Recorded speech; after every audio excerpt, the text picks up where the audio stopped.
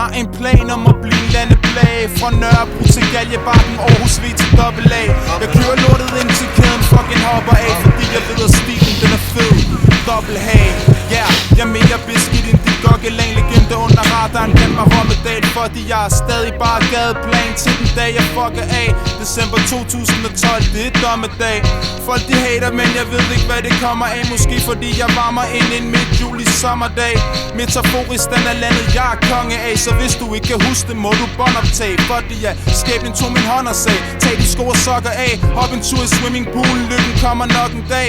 Så hvis de prøver at starte drama og kaos, er det sikkert fordi de hørte min pik er større end deres. Hvorfor kan du ikke være her?